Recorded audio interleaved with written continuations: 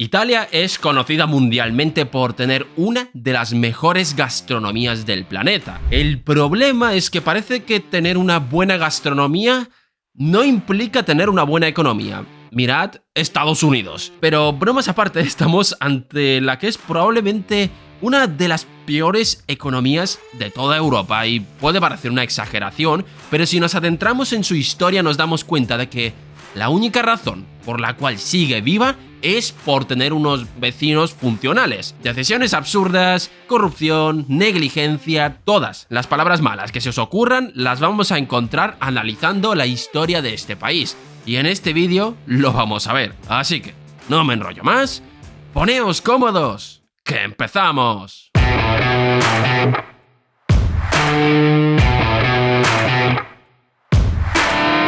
Todos los países de Europa siguen exactamente el mismo esquema. Fin de la Segunda Guerra Mundial, Plan Marshall y recuperación milagrosa de la economía, crisis energética en los años 70 y la recuperación y creación de la Unión Europea. E Italia no es la excepción, pero en su caso es importante comentar lo que pasó antes del fin de la Segunda Guerra Mundial, ya que ocurrieron varias cosas que marcarían su posterior desarrollo. La llegada del fascismo a Italia y el modelo económico que erigiría Benito Mussolini tuvieron un impacto bastante grande en el futuro de Italia. En resumidas cuentas, sus políticas se basaban en el proteccionismo extremo, pero vamos por partes. En 1927 tuvimos la maniobra conocida como Cuota 90. ¿Y en qué consiste esto de aquí? Pues a ver, Mussolini estaba obsesionado con tener una moneda fuerte, así que lo que hizo fue hacerla fuerte por ley. La cotización de mercado de la lira era de 150 por libra esterlina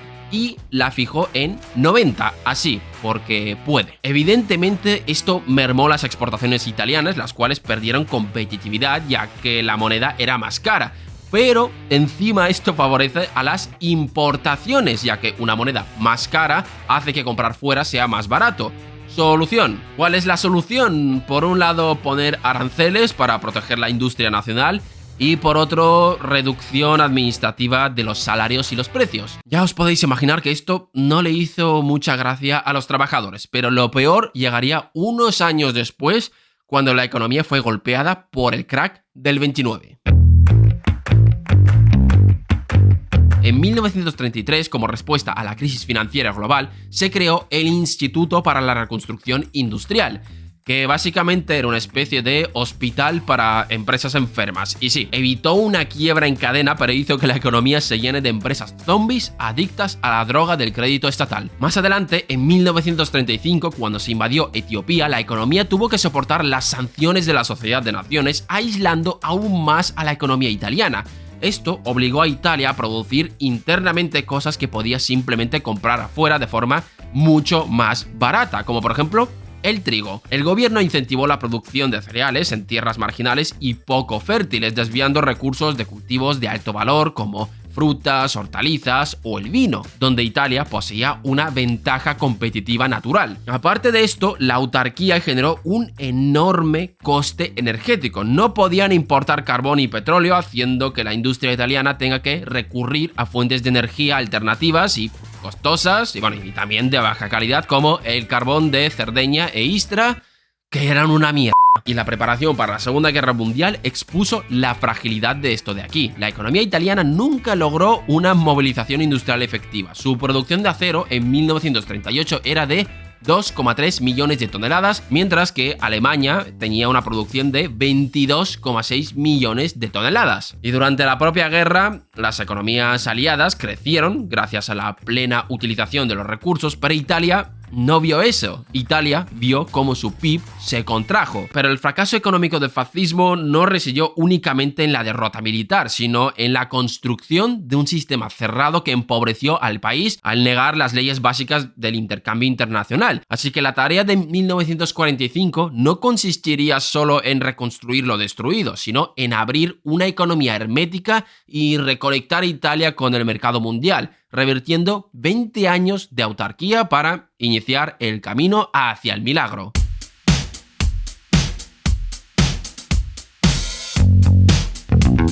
El PIB de Italia retrocedió a valores de 1911, borrando más de 3 décadas de acumulación de riqueza y desarrollo en unos pocos años. La industria se encontraba destruida no solo físicamente, sino que estaba completamente desconectada del mundo. Y aquí es donde entraríamos en los años dorados de Italia, pero antes de poner datos es importante entender el contexto, tanto el anterior como el actual. Italia estaba en una situación donde el capital era prácticamente inexistente. Esto hace que con poner un poco de capital la productividad se te dispara. Esto es lo que se conoce como la ley de rendimientos decrecientes. La productividad de la primera unidad de capital invertida en una economía completamente descapitalizada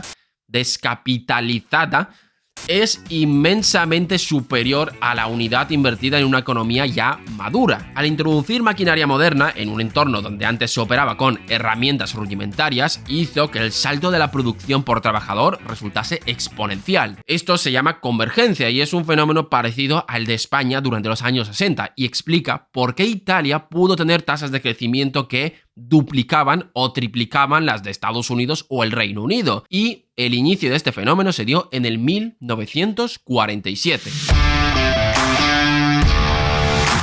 En 1946 y 1947 los precios al consumidor se duplicaban con una velocidad alarmante debido a la emisión descontrolada de dinero para financiar el déficit bélico y la escasez de bienes básicos. Lo primero que se tuvo que hacer era cortar la emisión para controlar la inflación. Se hizo de forma tradicional, poniendo más restricciones a los bancos para cortar la emisión, algo que evidentemente generó un pequeño periodo de malestar, aumentando el desempleo y las quiebras empresariales. Pero aquí es donde entraría en juego el European Recovery Program, también conocido como el Plan Marshall. Entre 1948 y 1952, Italia recibió aproximadamente 1.200 millones de dólares, cifra que representó el 11% del total de fondos asignados a Europa. Y para Italia no fue una simple donación de dinero, supuso algo mucho más grande, ya que rompía la asfixia financiera que impedía comprar maquinaria avanzada en el extranjero.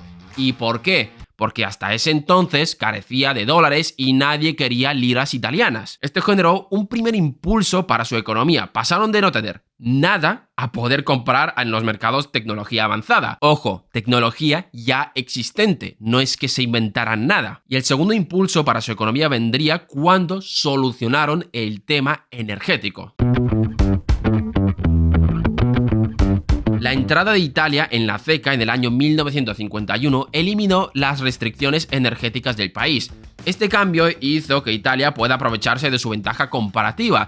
¿Y qué demonios es esto? Especializarte en lo que tienes. Italia es un país pobre en recursos energéticos, pero rico en mano de obra. Así que, blanco y en botella, compra en el extranjero los recursos que no tienes y puedes aprovechar mejor lo que tienes dentro de tu propia economía. Así es como se gestó el milagro italiano, que crecía a tasas de un 6% entre 1958 y 1963. Ahora bien, este crecimiento tendría la semilla de su propia destrucción, y esto se puede explicar con el modelo de crecimiento del economista Arthur Lewis. En condiciones normales, cuando la industria crece, tienen que crecer los salarios del sector.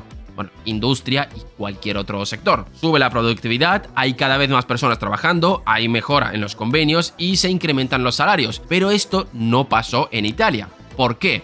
Por su economía dual. Italia tenía una marcada división norte y sur. El norte era la parte rica y la que se estaba industrializando, mientras el sur se estaba quedando atrás. ¿Qué generó esto de aquí? Que muchos trabajadores decidieron moverse al norte para mejorar sus condiciones, haciendo que no haya esa presión sobre los salarios.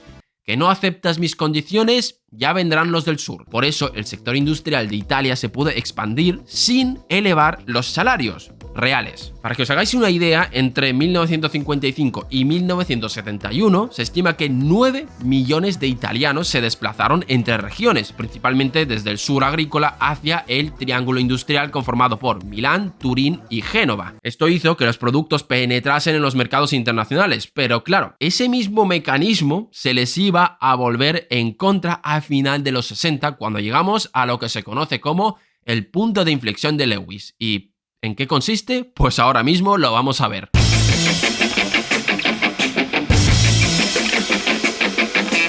Cuando dejó de llegar mano de obra del sur, desapareció la ventaja de costes de la que estaba disfrutando la industria italiana. Ya no había mano de obra sobrante, así que los trabajadores ganaron poder negociador y presionaron al alza los salarios, erosionando los márgenes de beneficio de las industrias. Todo estalló en 1969, cuando se produjo lo que se conoce como el otoño caliente, con huelgas masivas en las principales ciudades. Se consiguieron incrementos salariales. El problema es que se pasaron de frenada y los salarios subían mucho más que la productividad. Por ejemplo, en 1970 los salarios subieron en un 23%, mientras que la productividad apenas subía en un 4%. Y aparte de las subidas salariales, se aprobó un estatuto de los trabajadores en 1970, algo que hizo que despedir a los trabajadores sea algo muy difícil y sobre todo caro. Y todo esto se produjo antes de la crisis del petróleo. Cuando estalló esa crisis, todo este modelo se derrumbó en pedazos. Ya había un problema de costes por culpa de los incrementos salariales, y a esto hay que sumarle que el 80% de sus necesidades energéticas se cubrían con importaciones. Esto fue demoledor para la industria, la cual nunca se iba a recuperar. El país se vio atrapado en la temida estanflación que disparó el coste de vida, mientras que el desempleo se situaba cerca del 8%. El país intentó compensar esta enorme caída tratando de debilitar la lira, pero claro, esto seguía alimentando la inflación. Y aquí es donde el Estado trató de comprar la paz social, convirtiéndose en el empleador de última instancia. Es decir, si no tienes trabajo, no te preocupes que el Estado te asigna uno. Problema, que esto generó un incremento considerable del empleo público que en 10 años creció en 800.000 personas. Evidentemente, hay que pagarlo. Pero no solo eso, el sistema de bienestar se deformó de forma considerable. Al no existir una red de protección universal contra la desocupación, los políticos locales usaron las pensiones de invalidez como herramienta de asistencia. En otras palabras, de clientelismo. En resumidas cuentas, lo que permitió esto de aquí es que millones de trabajadores en edad laboral reciban una renta vitalicia del Estado sin estar físicamente impedidos. Para que os hagáis una idea del nivel de distorsión, en 1980 en el sur había 145 pensiones de invalidez por cada 100 pensiones de vejez. Una anomalía que es imposible de explicar por causas demográficas o sanitarias. Esto disparó el déficit hasta el 11%, el cual evidentemente no se cubrió con impuestos. Esto era una bomba de relojería, pero en el año 79 se produciría un cambio que hurgaría aún más en las heridas del sistema.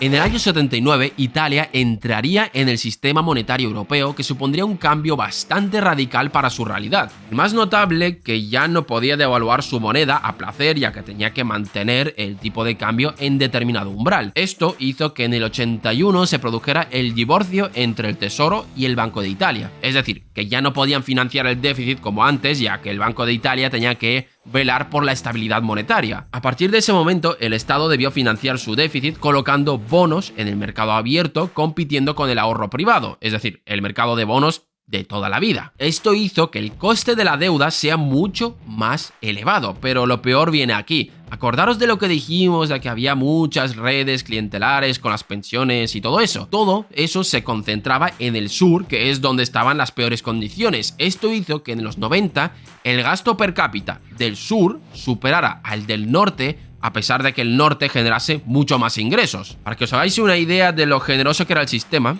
se permitía la jubilación tras tan solo 14 años, 6 meses y un día de cotización para las mujeres casadas en el sector público. Se conocía como pensioni baby. Esto era un agujero negro de recursos. El pago de intereses de la deuda llegó a representar el 10% del PIB anual en 1990, obligando al Estado a emitir nueva deuda solo para pagar los intereses de la anterior. Parte de esto, la inflación italiana permanecía por encima de la alemana. ¿Qué generaba esto de aquí? Que los productos italianos sean más caros, haciendo que también hubiese déficit en la cuenta corriente. Todo estaba preparado para volar por los aires en cualquier momento, y la tormenta perfecta se desató en 1992.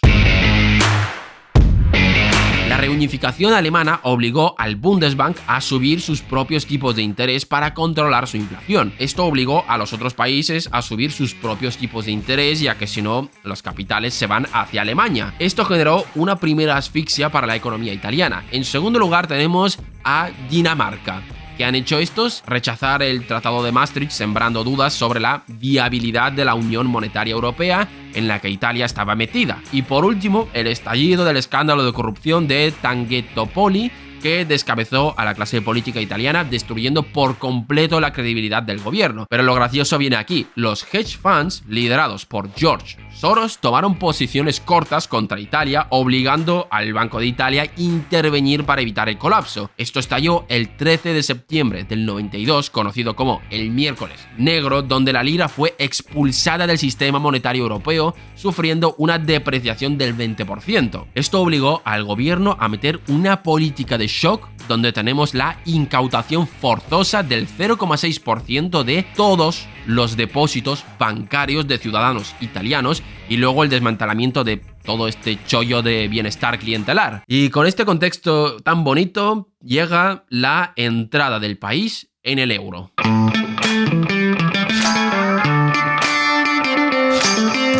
El euro supuso un cambio bastante grande para la economía italiana. El problema está en cómo aprovecharon los beneficios que les daba el euro. De un día para otro, Italia pasó de tener una moneda de mierda a tener la segunda moneda más fuerte del planeta, algo que hizo caer drásticamente los tipos de interés de la deuda.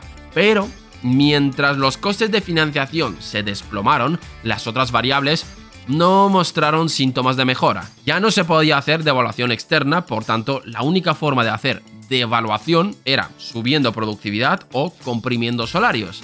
Alemania emprendió este camino a principios de la década de los 2000 con las reformas de Hartz, conteniendo sus costes laborales. Y Italia, por el contrario, mantuvo una dinámica de crecimiento salarial que estaba completamente desacoplada de su productividad. Los bienes italianos se encarecieron frente a sus competidores europeos, provocando una pérdida sistemática de cuota de mercado. No hemos puesto suficiente contexto aquí, pero el modelo de capitalismo familiar italiano se escudaba en el eslogan de lo pequeño es hermoso, que se transformó en una trampa de eficiencia. Las empresas eran pequeñas y sin apenas margen de maniobra para modernizarse. Evidentemente, las empresas chinas, alemanas y las de prácticamente cualquier país se las comieron. Esta debilidad estructural de la economía dejó a las finanzas públicas en una posición de fragilidad extrema ante cualquier perturbación en los mercados de deuda, y el detonante llegó en el año 2011. La crisis griega hizo evidente la fragilidad italiana y tumbaría al gobierno de Silvio Berlusconi. Y creo que es conveniente hacer un pequeño paréntesis para mostrar los mejores hits de este personaje. Estamos hablando de alguien famoso por su personalidad estrafalaria, su afición por invertir el erario público en inversiones de alto rendimiento, como el alcohol, algunas sustancias exóticas y el pago de servicios públicos a trabajadoras del género femenino. Hemos encontrado un nuevo entrenador. Si vencen a cualquiera de los equipos grandes, haré que venga un autobús lleno de prostitutas al vestuario. Y no olvidar su lucha incansable contra el racismo. Yo soy más pálido que Obama porque hace mucho tiempo que no tomo sol. Él es más apuesto y más alto. Por no hablar de su apoyo irrestricto a la diversidad e igualdad. En todos nosotros hay una parte de homosexualidad del 25%. Yo también la tengo. Después de un atento examen, he descubierto que la mía es lesbiana. Y bueno, tras este pequeño paréntesis, hablemos de las cosas malas de Silvio. Su administración tuvo que cortar de raíz el gasto público, provocando una recesión dentro de la economía. Huelga decir que no fue el mayor defensor de la estabilidad presupuestaria antes de esto. La contracción que generó hizo que la deuda subiera hasta el 130%, dejando a Italia al borde del cataclismo. Todo el sistema italiano se estaba desmoronando. Si no fuera por el Banco Central Europeo, esto habría acabado muy mal. Y nos vamos a detener aquí, ya que toda la historia posterior, incluida la gestión de Meloni, la vamos a tratar en un futuro vídeo. Así que suscribiros si no os lo queréis perder. Dadle a like si os ha gustado el vídeo. Esto va a ser el último vídeo del año, así que os deseo un feliz 2026. No tengo nada más que decir y nos vemos en el próximo vídeo.